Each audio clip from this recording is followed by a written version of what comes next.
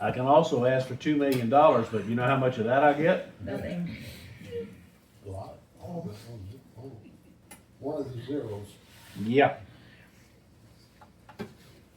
All right. Now, let's see here. 11 or 12? We are on verse 12. That's what I thought. What chapter? Chapter 45. We, You missed some, didn't you? what's that? They missed the good stuff. Yeah. The whole All right. Revelation.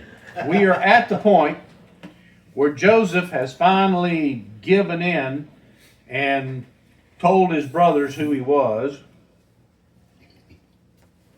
asked them to come close enough to him they could actually get a good look at him, ran all of his servants out of the room. We left off on Wednesday at verse 12. And he says here, it says, and behold, your eyes see, and the eyes of my brother Benjamin see, that it is my mouth which is speaking to you.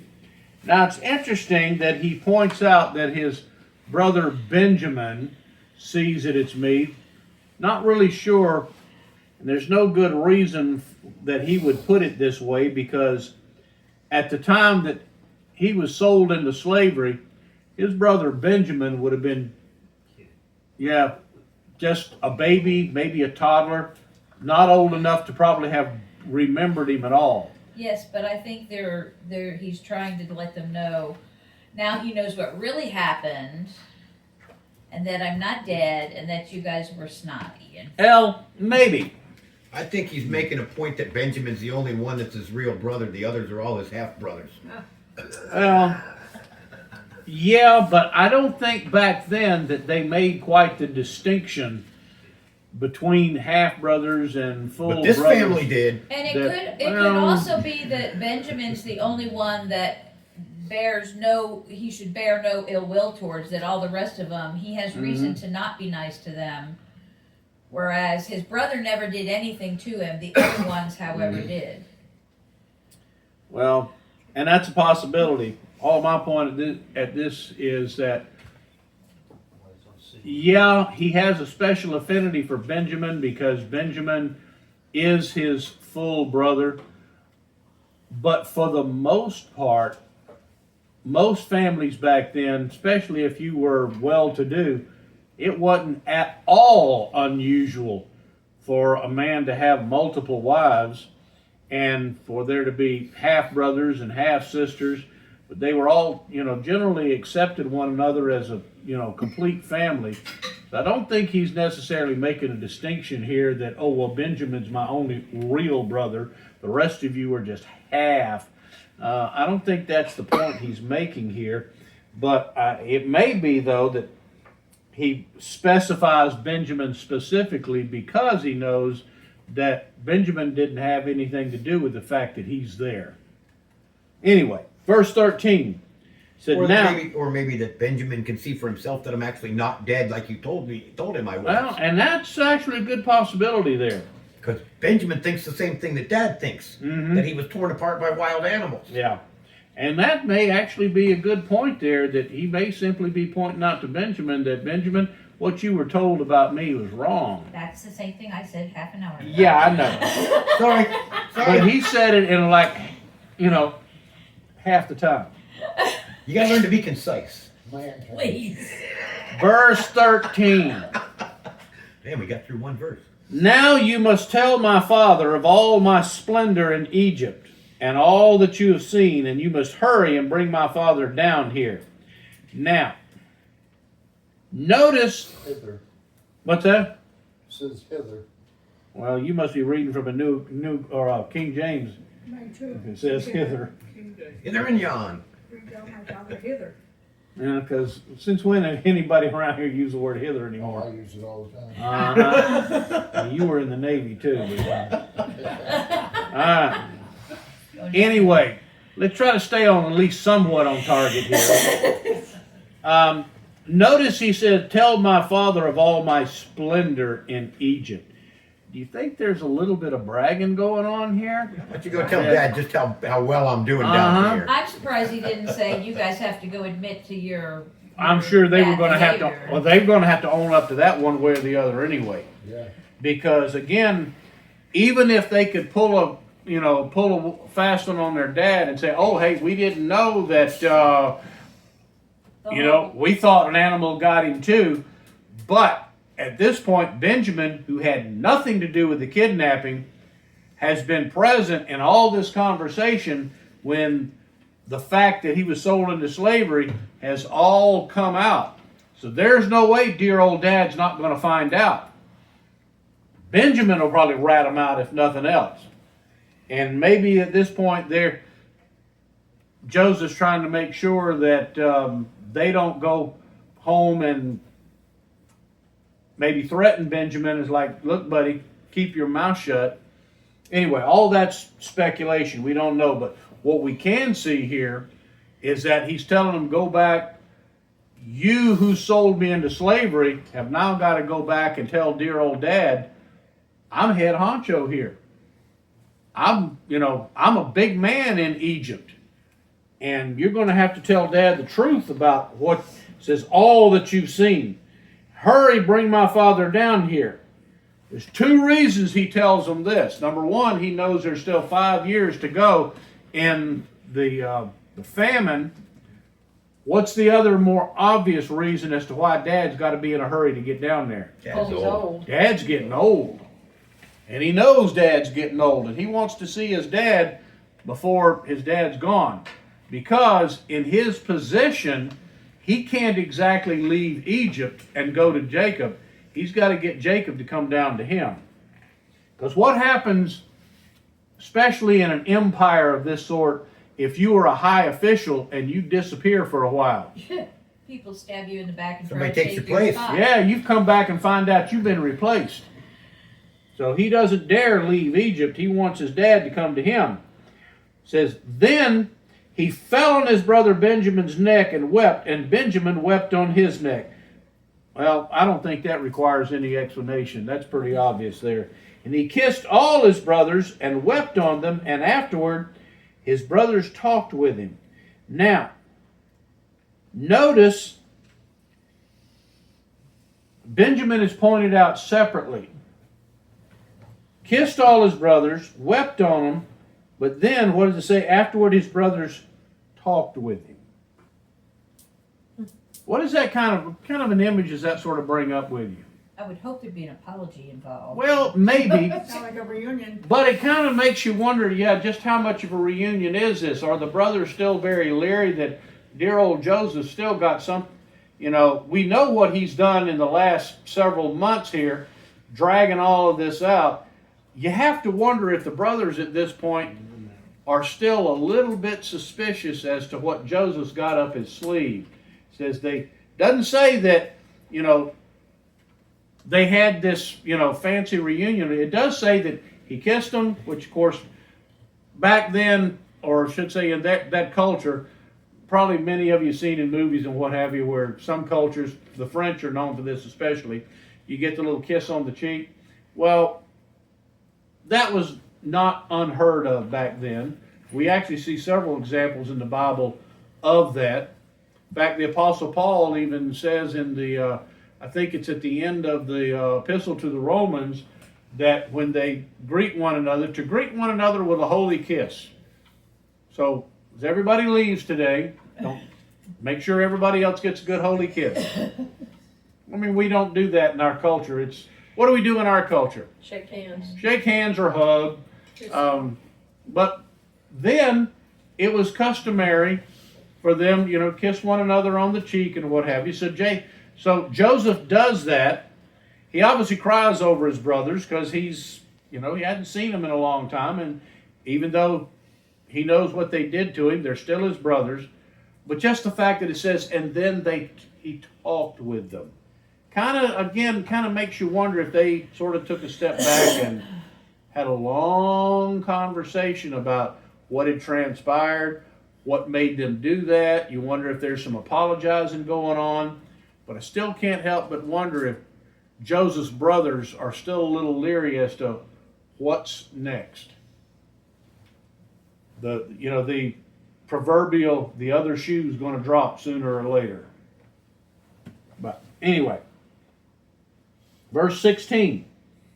Now, when the news was heard in Pharaoh's house that Joseph's brothers had come, it pleased Pharaoh and his servants. Well, of course, in a situation like this, word gets out. There's no such thing as secrets in politics. They'd already overheard from outside all of Joseph's wailing and carrying on now that he's with his brothers. And when he did that, do you think the guards that are outside opened the door and came back in to see what's going on, make sure Joseph's okay? Oh, you better believe they did. And then when they opened the door to check on Joseph and realized there's a reunion going on in here, somebody would have had to have told them, oh, by the way, this is Joseph's family. Who do you think probably would have done that? Just out of curiosity. The steward. Yeah, because who in the bunch probably is the bilingual one that acted as Joseph's interpreter? Probably his chief house steward. Well, the chief house steward could have stuck And he was also in on the whole deception. Well, he was in on the whole thing to begin with, yeah. He would have known who these people were from day one. So he probably like, hey guys, don't worry about it. It's his brothers. And so word gets back to Pharaoh. Joseph's whole family is here. And the fact it says it pleased Pharaoh. Why do you think it pleased Pharaoh? Joseph was popular, especially with Pharaoh. Joseph was popular. That's number one. There's another thing that, what's that? Jewish himself. There's a, well, Or, there's a same possible, side. it is believed that the Pharaoh that was over Egypt at that time might not have been Jew. Well, he couldn't have been Jewish because by definition, who were the Jews? All the descendants of Jacob. He definitely wasn't a descendant of Jacob. But it is believed that he may have been Semitic, which means he was possibly of either Abrahamic descent or maybe one of Abraham's relatives. Somebody, At least a descendant of Shem and not of Ham.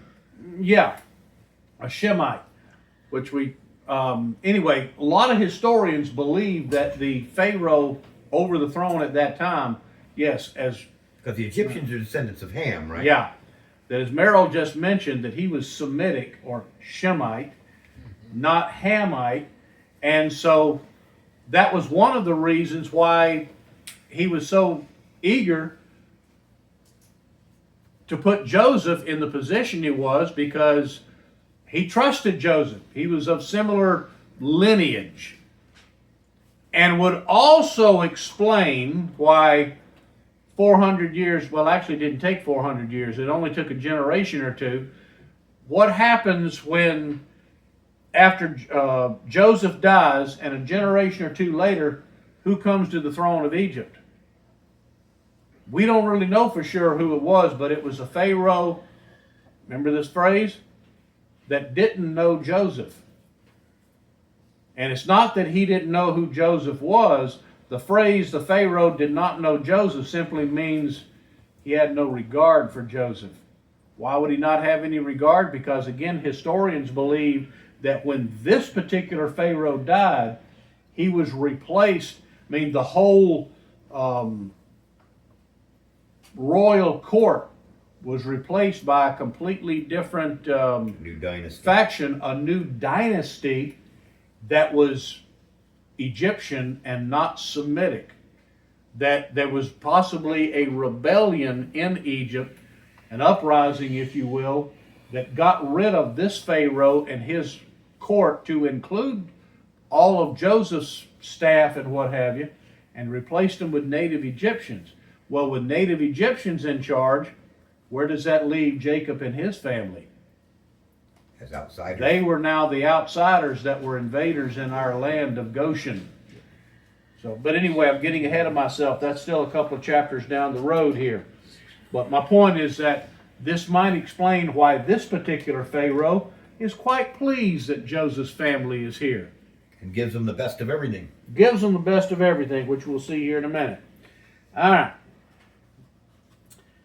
Verse 17. Then Pharaoh said to Joseph, say to your brothers, do this, load your beast and go to the land of Canaan, and take your father and your households and come to me, and I will give you the best of the land of Egypt, and you shall eat the fat of the land. Now, this particular verse, verse 18, strong evidence that it was a Semitic Pharaoh that was doing this, because would an Egyptian Pharaoh offer these Semitic people the best of the land of Egypt? No, highly unlikely.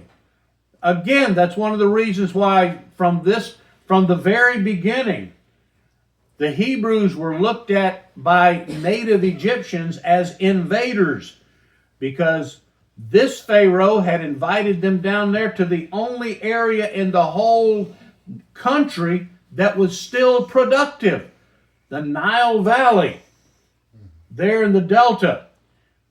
And he's invited them to come on down here.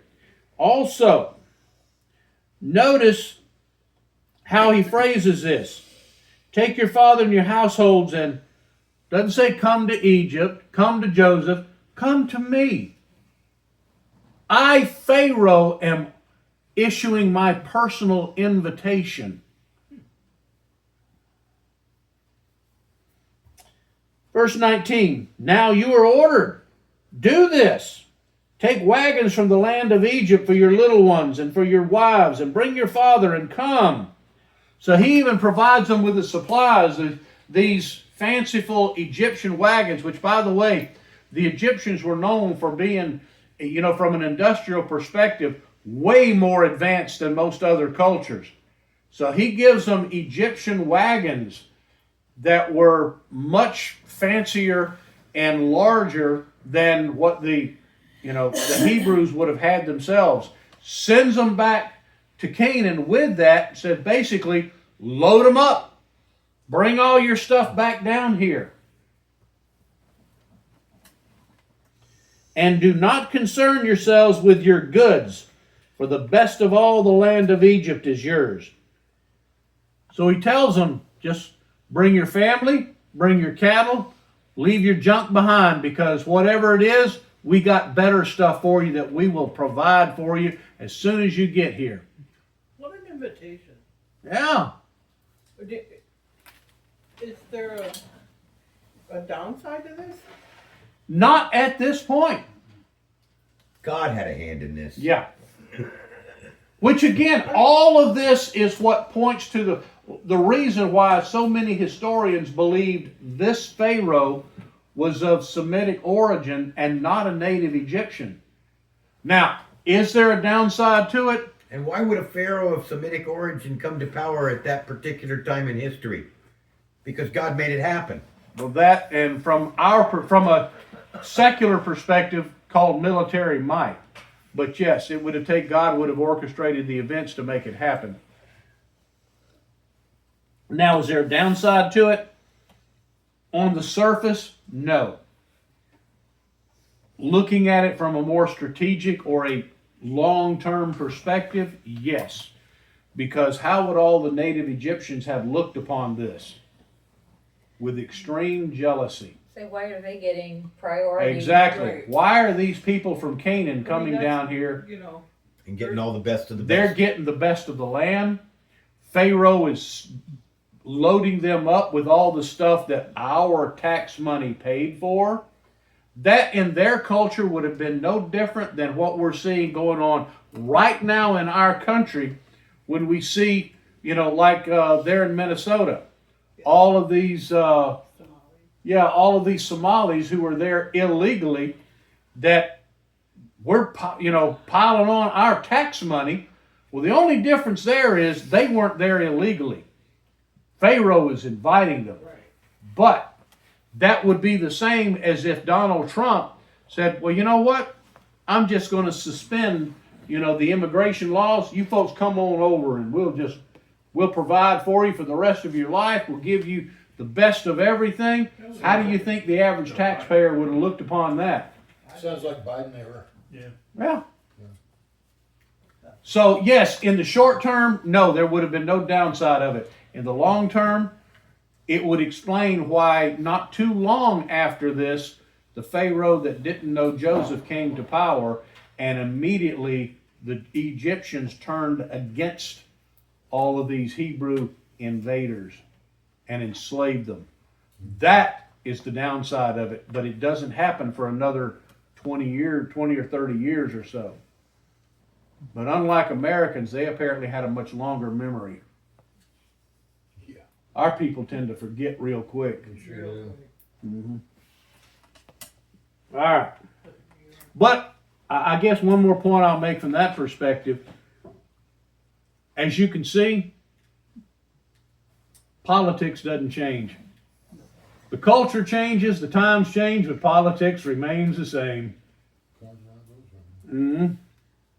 All right. And do not concern yourselves with your goods, for the best of all the land of Egypt is yours. Then the sons of Israel, notice now, again, there's a switch in the name. It's now the sons of Israel. Why? Because this is the beginning of not the Exodus, but of the migration of what will be the entire nation to Egypt. So Moses refers to this as the sons of Israel as opposed to the sons of Jacob. Egypt is where they'll become a nation. The sons of Israel did so, and Joseph gave them wagons according to the command of Pharaoh, and gave them provisions for the journey. To each of them, now, you have to wonder, has Joseph learned his lesson in this?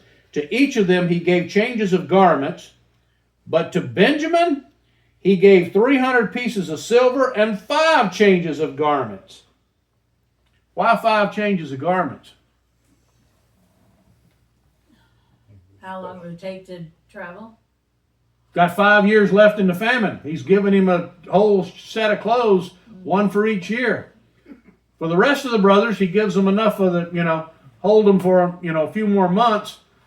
They got to make their own after they get back down there. And to his father, he sent as follows: 10 donkeys loaded with the best things of Egypt, 10 female donkeys loaded with grain and bread and sustenance for his father on the journey. Why the difference between the 10 donkeys and the 10 female donkeys? What difference does it make? Male donkeys were bigger, they could carry more. They only loaded the females with food. Put all the really heavy stuff on the males. So he sent his brothers away, and as they departed, he said to them, "Do not quarrel on the journey." Why did he need to tell them this? He knows his brothers.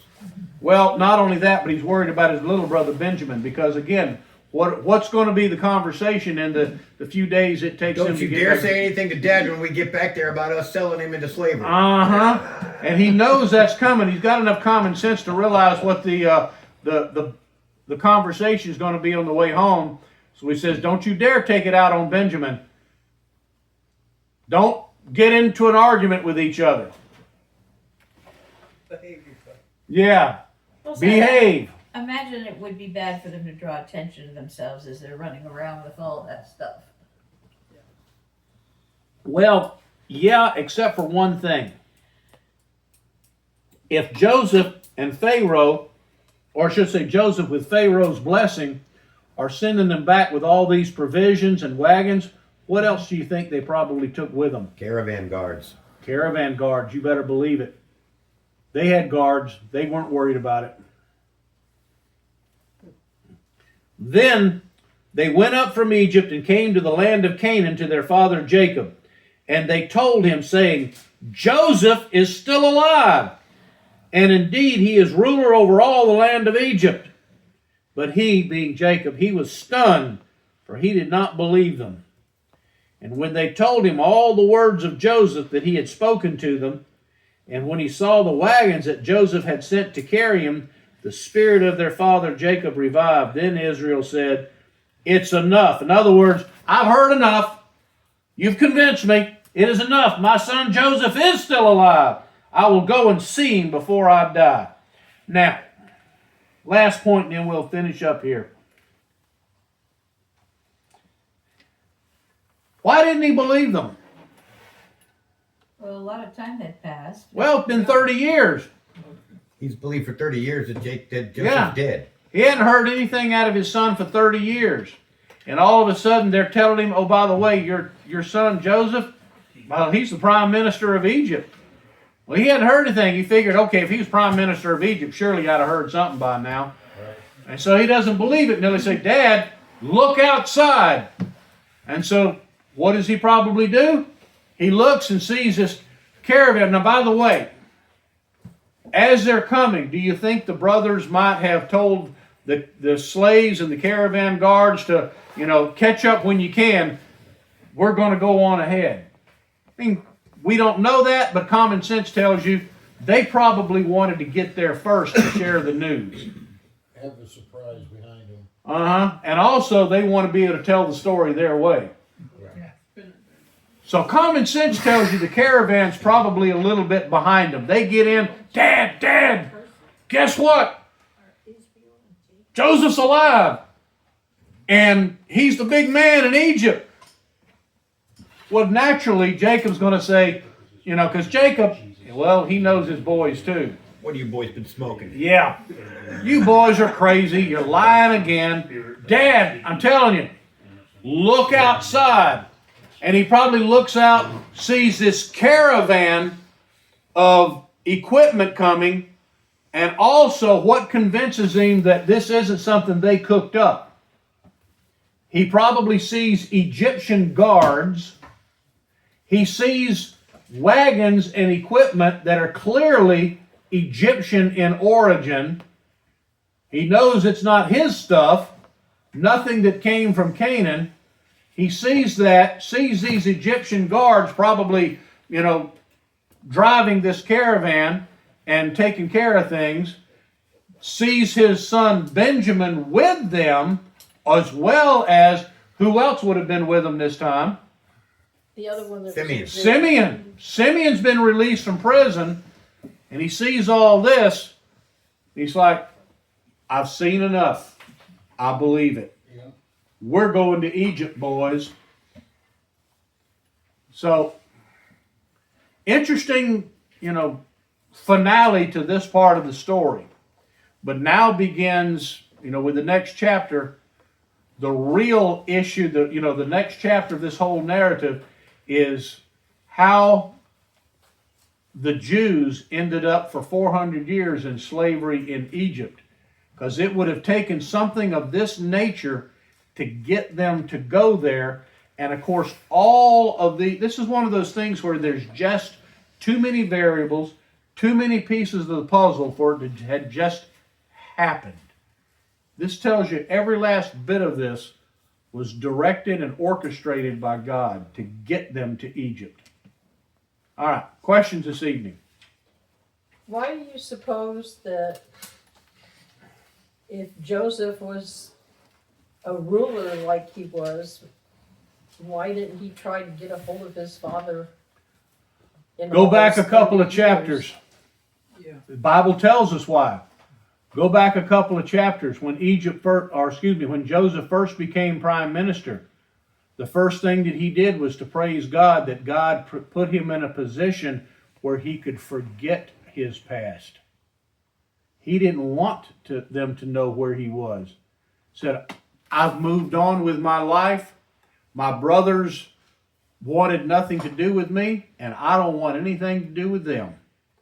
And the Bible tells us, remember, we studied this about 3 chapters back, where he said that, he praised God that God has allowed him to forget. And when we get done with the music, I will look up that particular verse so that you can see it. But yes, it was about 3 chapters ago. He praised God for allowing him to forget. And it wasn't until his brothers showed up to buy provisions that he even thought about them at this point. And it's then that he realized this is why God orchestrated all of this. that I've been put here to save my family, So not it was forget all part them. of God's plan. It's all part of God's plan. All right. Okay, hymn number